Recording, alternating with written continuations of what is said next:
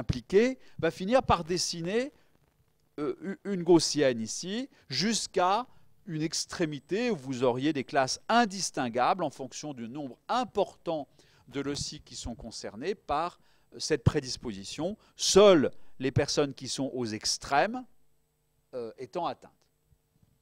Donc c'est comme ça qu'est née l'hypothèse multigénique.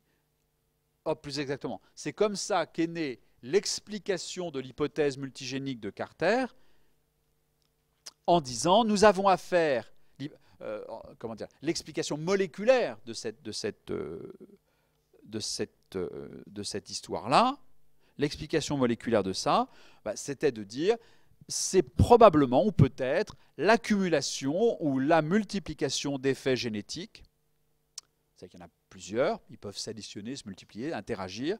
Ils sont liés à des variants qui sont peut-être des variants communs, à des loci évidemment indépendants. On n'a pas affaire à quelque chose qui est en bloc sur le génome, parce que sinon ça aurait une caractéristique mendélienne de transmission. Chacun a un effet limité de prédisposition qui est nécessaire mais pas suffisant.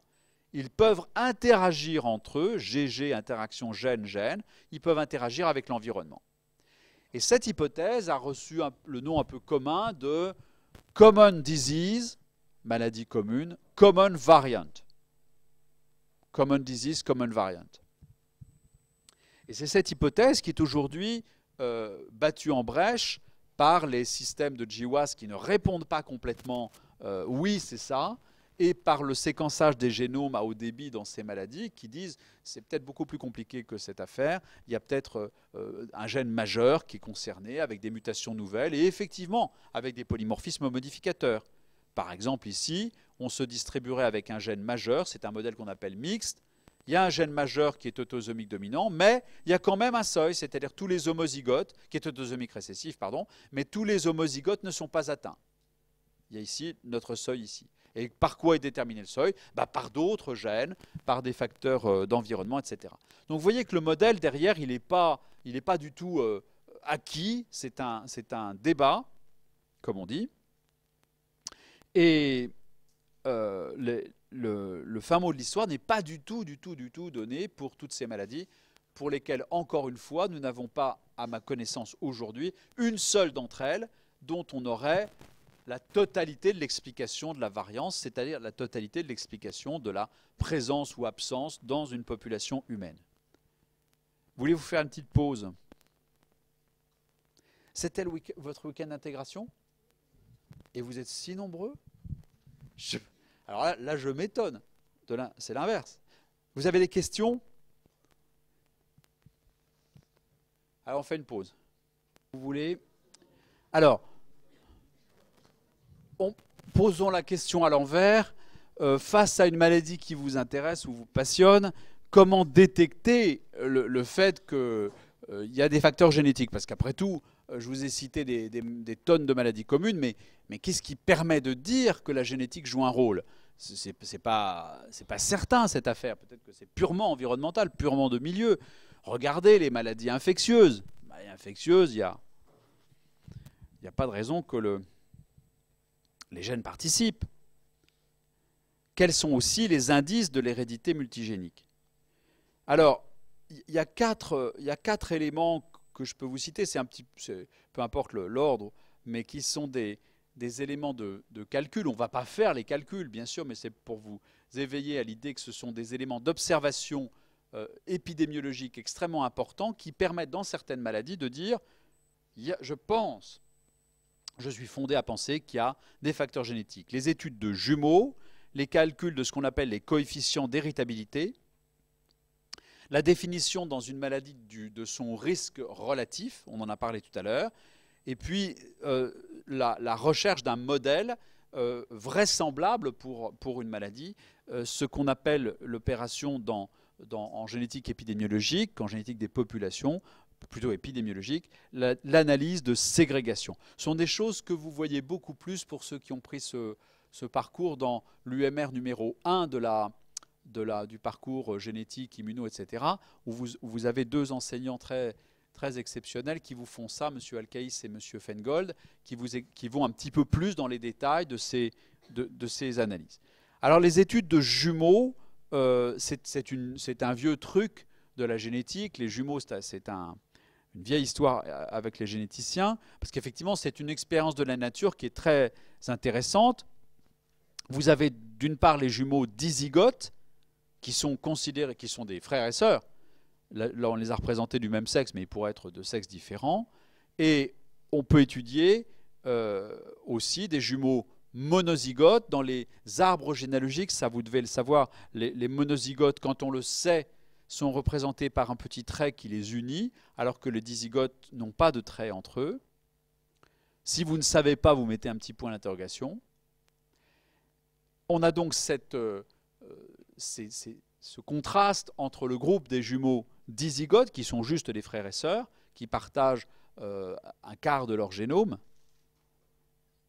à l'état homozygote, bien sûr, sur les hétérosomes. Ils ont 25% de leur génome qui est identique sur les autosomes, mais pas plus que deux frères et des sœurs. En revanche, ils ont été élevés dans le même utérus, au même moment, à la même période, par la même mère. Ils sont nés en même temps. Très bien. Et puis, vous avez d'autres jumeaux qui sont aussi dans le même utérus, nés en même temps, même mère, mais qui, eux, sont génétiquement identiques. Ce sont les monozygotes. Et ce que les généticiens de longue date regardaient dans ces histoires, c'est ce qu'on appelle les études de concordance, en disant, lorsque des jumeaux ont le même phénotype, on dit qu'ils sont concordants. Lorsqu'ils se distinguent, l'un a une maladie et l'autre pas, on dit qu'ils sont discordants. Et on a pu donc, et il y a des vieilles études comme ça, et c'est des études difficiles à faire, parce qu'il faut quand même avoir des cohortes, des registres de jumeaux, et c'est tout un truc à monter. Mais on peut arriver alors à contraster la concordance et la discordance chez les dizygotes versus la concordance et la discordance chez les monozygotes. Évidemment, l'observation d'une concordance plus élevée chez les monozygotes va vous indiquer que les facteurs génétiques jouent un rôle, puisqu'ils ont le même génome. Est-ce qu'ils ont tout à fait le même génome? Pas tout à fait, tout à fait. Pas tout à fait. Qu'est-ce qui peut changer? Déjà, la répartition de l'ADN mitochondrial, vous l'avez vu, ça c'est un truc qui peut changer. Et puis, il y a, quand on séquence de génome entier de deux monozygotes, il y a quand même, c'est inchiffrable, mais il y a quelques variants par mutation post-zygotique qui se produisent et qui sont différents chez les deux. Mais globalement, à 99,9999, ils ont le même génome. Alors voici quelques études qui ont été faites, c'est sorti de plein de papiers, c'est juste un tableau, les monozygotes et les dizygotes, avec le cancer, les cancers. Quand vous avez un cancer de n'importe quel type, la concordance entre monozygote et dizygote n'est pas significative. Il y a 15% de concordance ici et 13% ou 14% ici. Ce n'est pas significatif, ça veut dire quand un jumeau a un cancer, le fait d'avoir un autre cancer chez le jumeau n'est pas, la zygotie n'intervient pas. Mais si vous regardez le type de cancer, si vous dites, ça c'est peut-être le côlon et la prostate, mais si vous dites, je veux le même cancer, alors là ça devient significatif. Et s'il y en a un qui a un cancer du côlon par exemple, eh bien la concordance est 3% chez les dizygotes, mais elle est le double chez les monozygotes. Et c'est là où vous dites, je peux calculer une certaine héritabilité, c'est-à-dire une part de la génétique, dans le phénotype cancer du côlon. Même chose pour les maladies cardiovasculaires. Et au drame, ce que je vous ai dit sur les maladies infectieuses n'est pas vrai. Si vous prenez la tuberculose, Mycobacterium tuberculosis, et que vous regardez un jumeau qui est atteint de tuberculose, est-ce que l'autre est atteint? Alors ça ne s'est pas passé dans l'utérus, ça ne s'est pas passé à la naissance, ça s'est passé à la maison ou à l'école. Les dizygotes ont une concordance de 15%.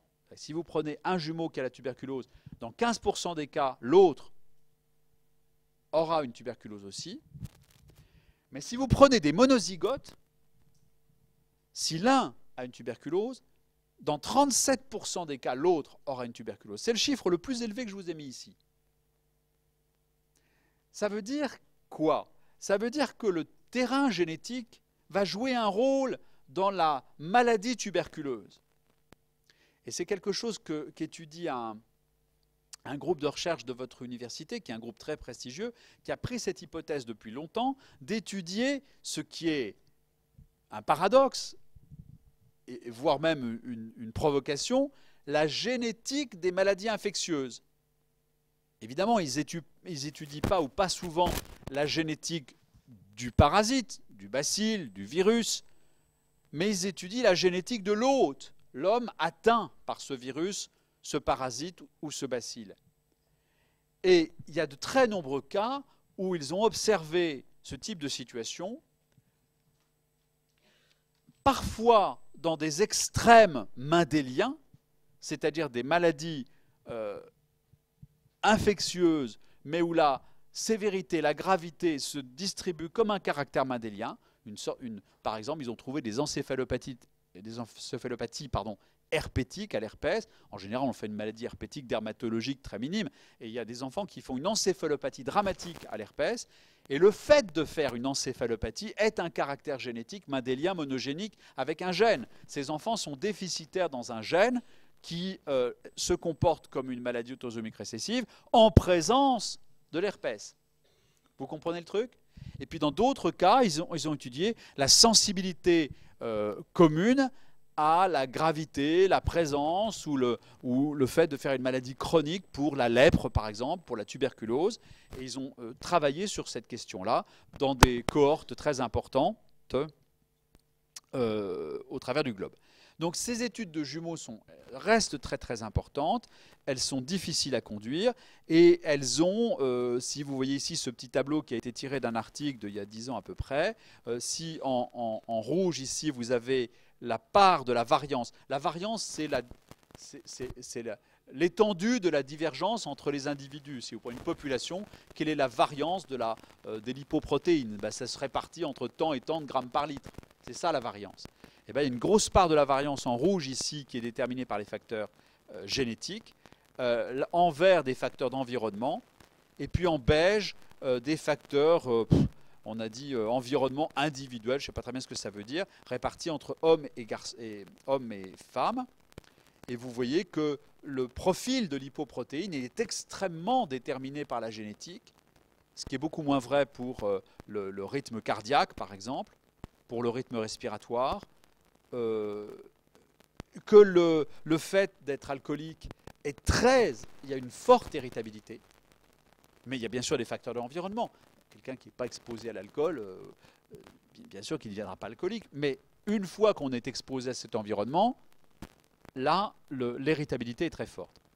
Et c'est des corps de jumeaux étudiés, en l'occurrence ici, en Allemagne. Voici une autre étude de ce genre. On a comparé des monozygotes, c'est en bleu clair ici, et des dizygotes en bleu foncé. Et on a défini ce qu'on appelle le risque relatif, c'est la probabilité que si l'un est atteint, l'autre soit atteint. Dans une étude, c'est le New England, c'est il y a 20 ans, mais c'est une très très grosse étude sur les maladies coronaires, les infarctus. Et on a classé, c'est l'originalité de cette étude, on a classé les personnes suivant leur classe d'âge. 36 à 55, 56-65, etc., plus de 86. Et on s'est dit, dans cette classe d'âge, ici par exemple, de 56 à 65 ans, si un jumeau fait un infarctus, quelle est la probabilité, quel est le risque relatif pour l'autre jumeau?